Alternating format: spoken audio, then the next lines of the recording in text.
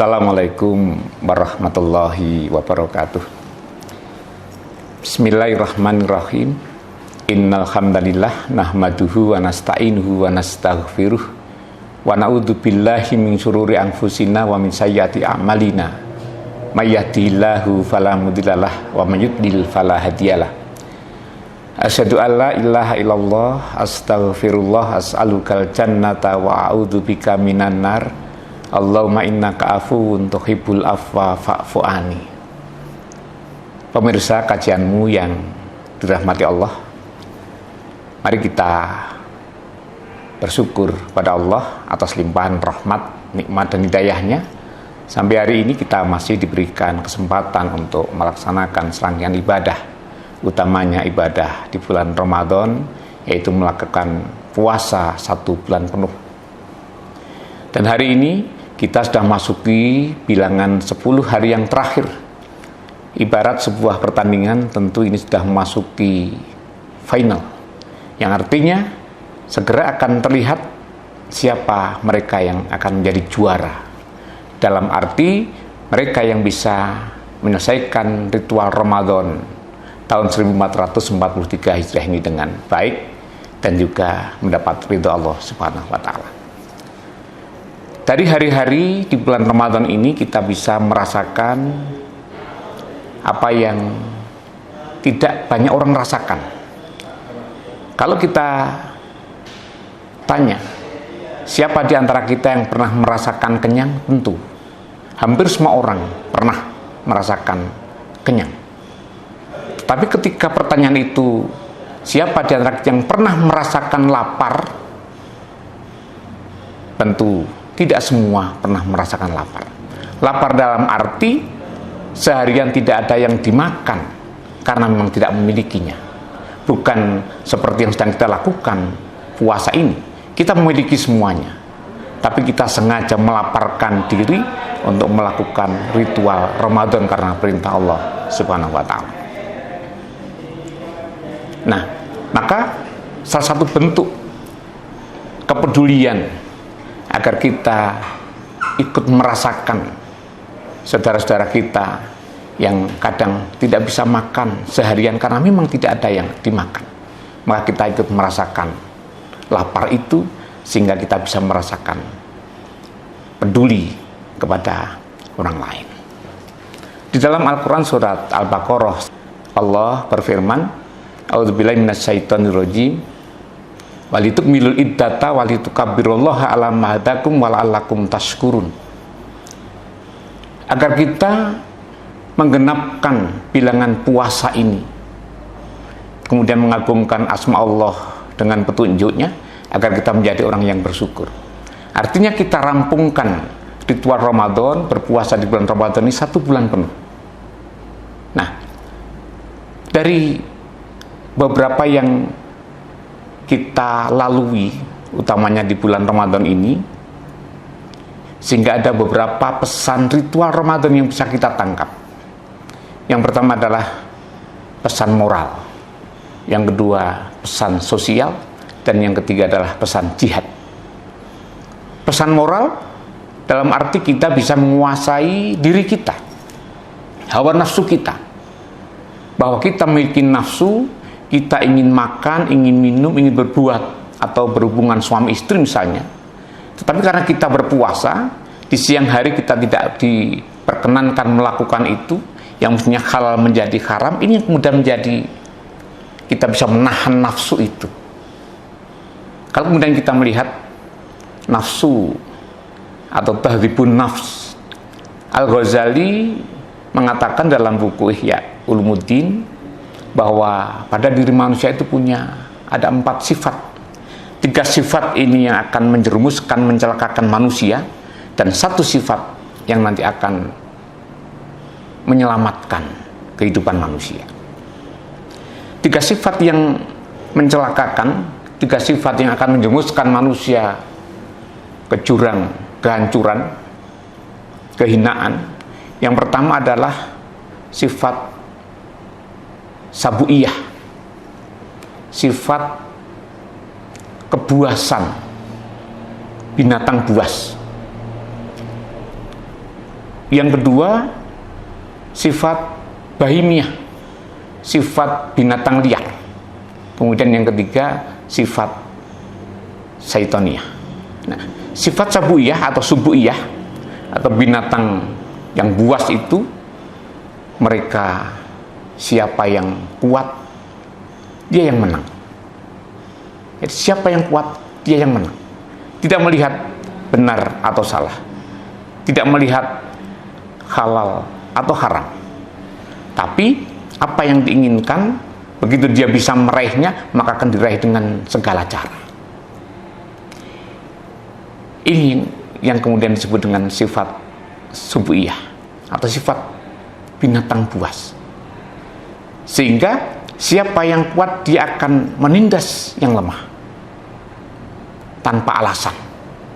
Begitu apa yang diinginkan tidak terpenuhi, maka bukan akal lagi yang dilakukan, tapi yang digunakan adalah kekuatannya.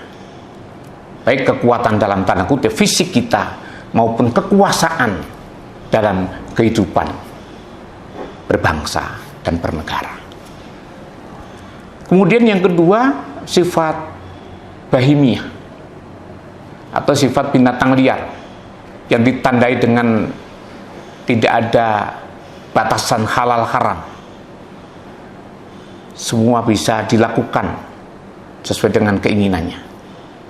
Kalau kita melihat seekor jago misalnya, dia tidak lagi mengenal budenya, pakdenya, bapaknya, atau anaknya, mungkin kakaknya.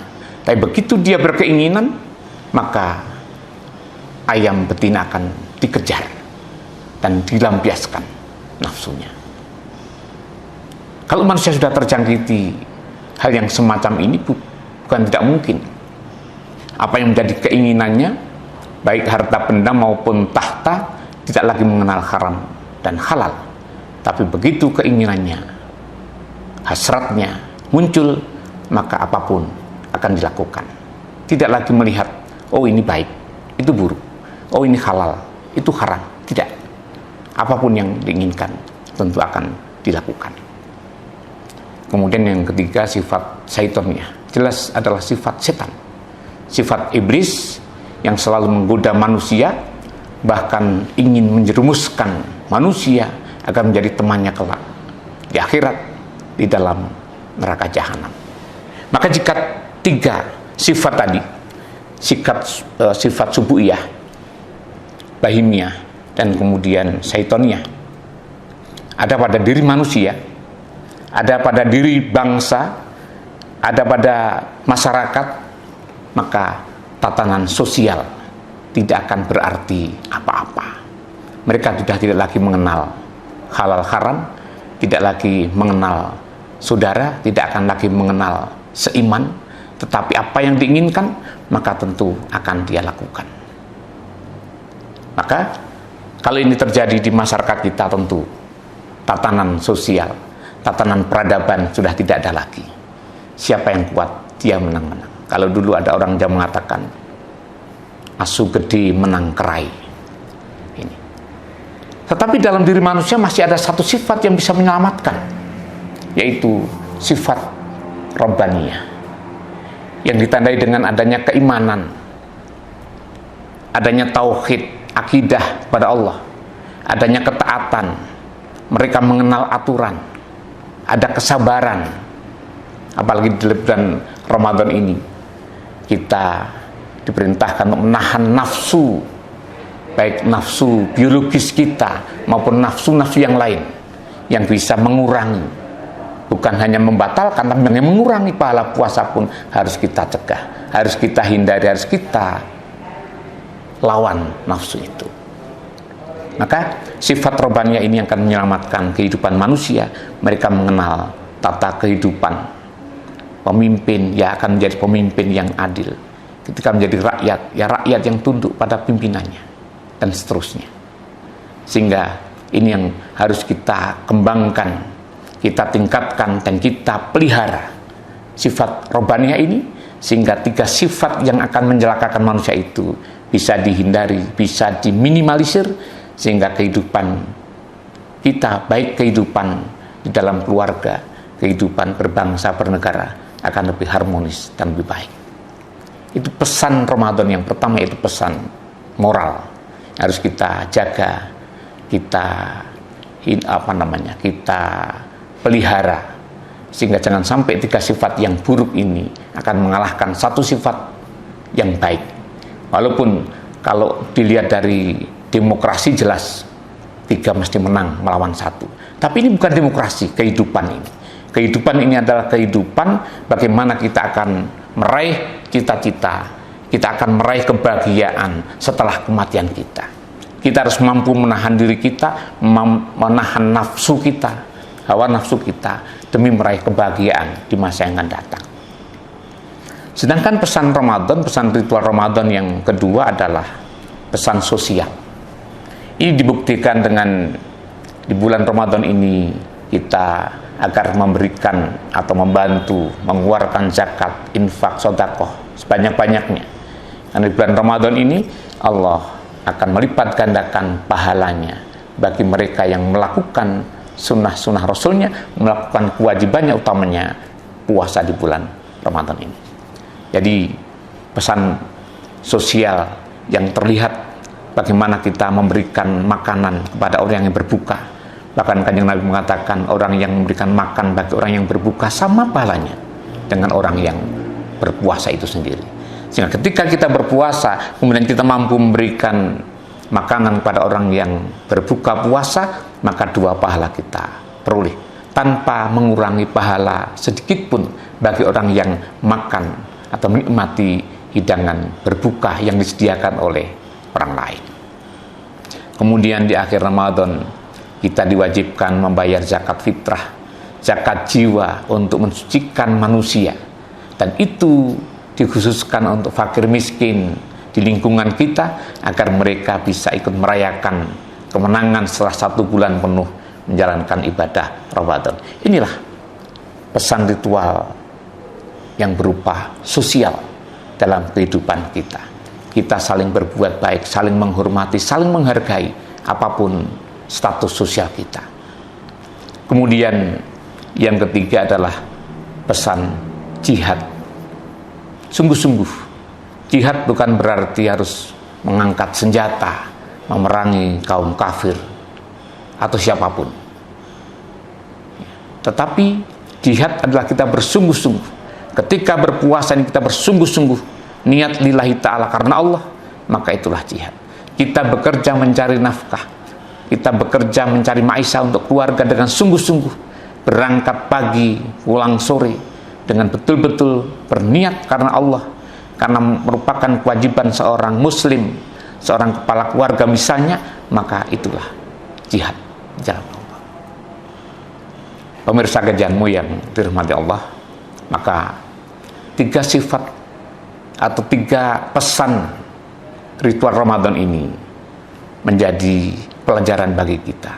Bagaimana kita bisa secara moral, kita bisa menahan nafsu kita, menahan amarah kita, menahan sesuatu yang bisa menghilangkan atau mengurangi pahala puasa kita.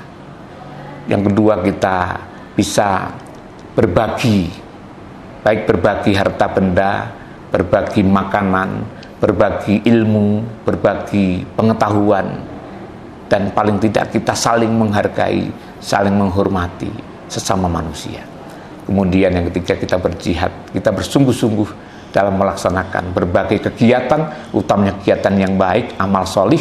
Insya Allah kita akan bisa menikmati Ramadan ini, dan kita bisa melewati Ramadan ini dengan baik dan ridha Allah, sebagaimana yang selalu kita baca di dalam doa setelah kita sholat tarawih, atau di antara kita sholat tarawih misalnya, asyhadu alla ilaha illallah, astaghfirullah, as'alukal jannata wa a'udzubika minan nar, Allahumma innaka afuwun tuhibbul afwa fa'fu anni. Setelah kita menyatakan bahwa tidak ada Tuhan selain Allah, kemudian kita mohon ampun kepada Allah, kemudian kita minta dimasukkan ke dalam surga, dihindarkan dari siksa api neraka, dan kemudian kita berharap Allah mengampuni dosa-dosa kita. Insya Allah Ramadan tahun 1443 ini akan menjadi pembelajaran bagi kita, dan asar dari Ramadan ini kita akan lebih bisa menahan nafsu kita, mengarahkan nafsu kita sehingga nafsu kita menjadi nafsu yang baik, nafsu mutmainah. Kemudian kita bisa berbagi kepada sesama, dan akhirnya kita betul-betul bagaimana yang Allah katakan dalam surat Al-Baqarah 183, yaitu la'allakum tattaqun, menjadi orang yang bertakwa, menjadi golongan muttaqin yang Allah sediakan kelak di akhirat surga yang indah.